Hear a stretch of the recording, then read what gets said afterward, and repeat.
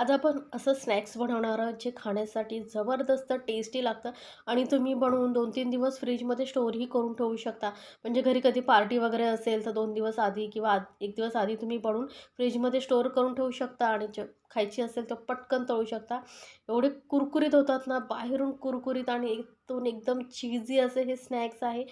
घरी पार्टी वगैरे असेल तर एकदा बनवलात ना, तर नेहमी बनवण्याची फर्माईश होईल, कारण एवढे जबरदस्त टेस्टी हे स्नॅक्स लागतं. तर त्यासाठी आपल्याला लागणार आहे बघा ब्रेड. तर इथे मी 5 स्लाईस ब्रेड घेतलेले आहेत. कुठलाही व्हाईट, ब्राऊन तुमच्याकडे जो ब्रेड असेल तो घ्यायचा आहे. याचे ना आपल्याला आता छोटे-छोटे पीसेस करायचे आहेत. असे छोटे-छोटे पीसेस करून मिक्सरमधून याचं मी ब्रेड क्रम्स बनवून घेते. तर ब्रेड क्रम्स मी बनवून घेतलेले आहेत. त्यानंतर इथे घेतलेले आहेत उकडलेले बटाटे. तर 2 मध्यम आकाराचे उकडलेले बटाटे सालं काढून घेतलेले आहेत. आता याला ना आपल्याला किसूनच घ्यायचे. किसून घेतल्यामुळे काय होतं, मस्त एकजीव होतं मिश्रण. नाहीतर ना याच्या गुठळ्या राहू शकतात आणि आपल्याला गुठळ्या नको आहेत. मस्त एकजीव असं झालं पाहिजे. त्याच्यामुळे मी किसून घेते बटाटा. आता इथे बटाटा उकडून पूर्णपणे थंड करून घ्यायचं आहे, त्यानंतरच वापरायचं आहे. आता बटाटे आपले उकडून जे आहेत किसून झालेले आहेत, त्यानंतर यामध्ये घालायचं आहे. एक मध्यम आकाराचा कांदा बारीक चिरून घेतलेला आहे. एक मोठ्या आकाराची जी हिरवी मिरची एकदम बारीक चिरून घेतलेली आहे. आता छोटी असेल तर 2 घेऊ शकता. थोडेसे उकडलेले मटार घेते मी इथे. गाजरही तुम्ही घालू शकता. भाज्या तुम्ही तुमच्या आवडीनुसार घालू शकता आणि प्रमाणही कमी जास्त करू शकता. थोडीशी घेतलेली आहे कोथिंबीर. आता बेसिक मसाले यामध्ये घालूया. आता पाव चमचा एवढी मी हळद घालते आणि 1 चमचा भरून लाल मिरची पावडर घालते किंवा अर्धा चमचा घालू शकता. जसं तुम्हाला तिखट आवडतंय तसं घालू शकता, कारण हिरवी मिरचीही वापरलेली आहे.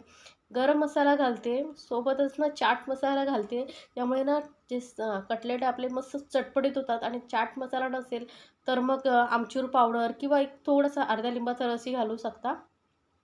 चवीनुसार घालूया यामध्ये मीठ. आणि आता याला बाइंडिंगसाठी आपण इथे घालणार आहोत 2 चमचे कॉर्नफ्लोअर. कॉर्नफ्लोअर ऐवजी तुम्ही तांदळाचं पीठ घालू शकता. पण बेसन घालू नका. बेसनमुळे ना आपल्याला ते स्नॅक्सला तो टेस्ट येणार नाही. त्यासोबतच आपण जे ब्रेड क्रम्स बनवून घेतले होते त्यामधले मी थोडेसे ब्रेड क्रम्स घातलेले आहेत आणि मिक्स करून बघायचं. जर वाटलंच तुम्हाला बाइंडिंग होत नाही तर मग तुम्ही थोडेसे ब्रेड क्रम्स, थोडंसं कॉर्नफ्लोअर अर्धा चमचा वगैरे वाढवू शकता. पण आधी जास्त घालू नका आणि हे व्यवस्थित मिक्स करून घ्यायचं. तर बघा मी अजून वरती काही घातलं नाही, तेवढंच याच्यामध्ये छान मिक्स झालं आहे, गोळ्यासारखं बनवून घेतलेलं आहे. आता यामधलं ना थोडंसं पोर्शन घ्यायचं आहे आपल्याला, थोडासा गोळा घ्यायचा आहे आणि याला तुम्हाला आवडतो तो शेप तुम्ही देऊ शकता. तर मी थोडेसे असे लांबट असे बनवते. त्यानंतर आधी थोडंसं चपटा करून घ्यायचं आणि मध्यभागी आपण इथे ना चीज भरायचं आहे. आता चीजचंही प्रमाण तुम्ही तुमच्या आवडीनुसार कमी जास्त करू शकता किंवा तुमच्याकडे जे चीज आहे, मोझरेला चीज, प्रोसेस चीज, जे चीज आहे ना, तुम्हाला जे आवडते ते तुम्ही इथे घालू शकता किंवा बिना चीजचेही बनवलात तरी खूपच टेस्टी लागतात. चीज घातल्यामुळे कसं मुलांना आवडतं, त्यामुळे मी चीज घातलेला आहे. आता याला गोल गोल फिरून आपण मस्त असं गोल शेप करून द्यायचं आहे. म्हणजे काय होईल, व्यवस्थित पॅक करायचं बरं. करायचं काय होईल, तळताना चीज बाहेर येऊ शकतं. त्यामुळे व्यवस्थित पॅक करून घ्यायचं आहे आणि याला असं सिलेंडरसारखा मी शेप दिलेला आहे. असे आपण हे स्नॅक्स बनवून घेऊया. पटापट होतात, जास्त वेळही लागत नाही. आता साईज तुम्ही तुमच्या आवडीनुसार कमी जास्त करू शकता. शेपही तुम्ही तुमच्या आवडीनुसार याला देऊ शकता. फक्त काय करायचं आहे, मध्यभागी इथे असं लांबट करून घ्यायचं आणि चीज भरायचं आहे. चीजचं प्रमाणही तुम्ही तुमच्या आवडीनुसार कमी जास्त करू शकता. तुम्हाला जसं आवडतं तसं चीज तुम्ही इथे घालू शकता. हे बघा, पटकन होतं, जास्त वेळ लागत नाही. असं गोल करून घ्यायचा, हाताने सिलेंडरचा शेप द्यायचा किंवा तुम्ही गोल कटलेटसारखेही बनवू शकता. तर हे स्नॅक्स ना मी या पद्धतीने बनवून घेते. सर्व स्नॅक्स आपण बनवून घेतलेले आहेत. आता काय करायचं, हे ठेवूया साईडला आणि पुढे काय करायचं बघा. एका बाउलमध्ये आपल्याला घ्यायचं आहे, एक मोठाच बाऊल घ्या. त्यामध्ये घ्यायचं आहे गव्हाचं पीठ. इथे मी गव्हाचं पीठ घेतलेलं आहे. तुम्ही याऐवजी तांदळाचं पीठ किंवा कॉर्नफ्लोअर, मैदा काही घेऊ शकता. थोडंसं घालूया यामध्ये कोथिंबीर आणि थोडेसे चिली फ्लेक्स घालते. यामुळे ना तो स्नॅक्सला बाहेरून जो मस्त असा लूक येतो. दिसायला खूप सुंदर दिसतं. चिली फ्लेक्स, कोथिंबीर वगैरे लावलेले असले ना, दिसायला सुंदर दिसतं. त्यामुळे मी यामध्ये घातलेले आहेत चिली फ्लेक्स. थोडंसं पाणी घालून आपण हे थोडंसं असं घट्टसर असं भिजवून घ्यायचं आहे आधी. कारण जर जास्त एकसाथ पाणी ओतलात ना तर याच्या गुठळ्या होऊ शकतात. त्यामुळे आधी थोडंसं घट्टसर भिजवून घ्यायचं आणि चांगलं फेटून यामधल्या सगळ्या गुठळ्या काढून टाकायच्या आणि नंतर यामध्ये थोडंसं पाणी अजून वाढू शकतो. तर हे बघा, इतपत असं पातळ मी करून घेतलं आहे.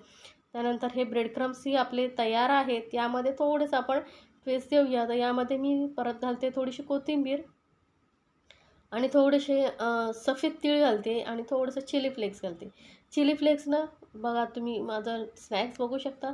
बाहेरून दिसतात ना खूप सुंदर दिसतात. थोडेसे सफेद तीळ घाला. ऑप्शनल आहे. तुम्हाला आवडत असतील तर घाला, नाही घातला तरी चालेल. आता हे सर्व व्यवस्थित आपण मिक्स करून घेऊया.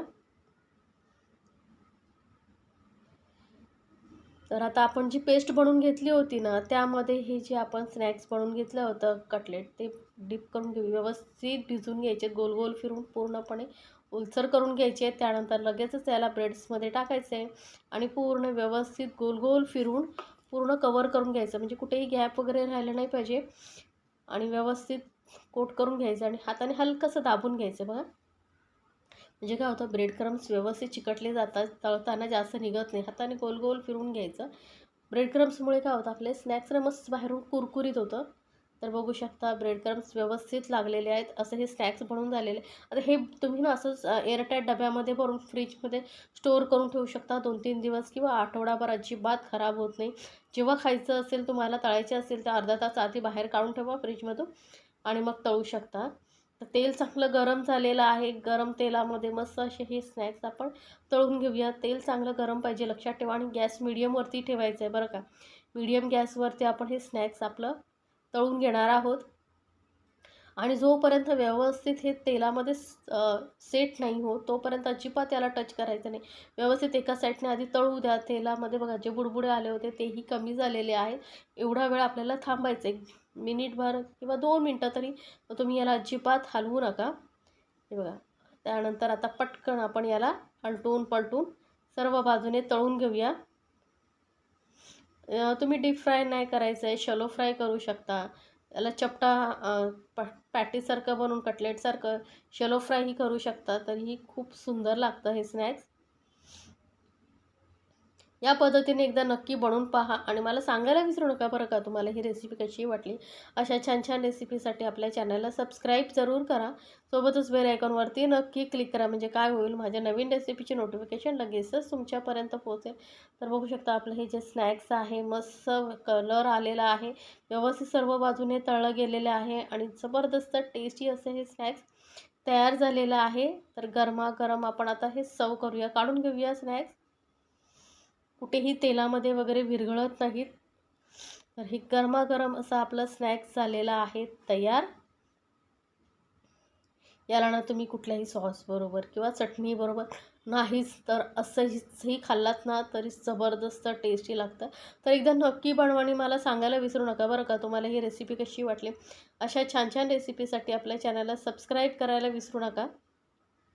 सोबतच बेल आयकॉनवरती नक्की क्लिक करा. म्हणजे काय होईल, माझ्या नवीन रेसिपीची नोटिफिकेशन लगेचच तुमच्यापर्यंत पोहोचेल.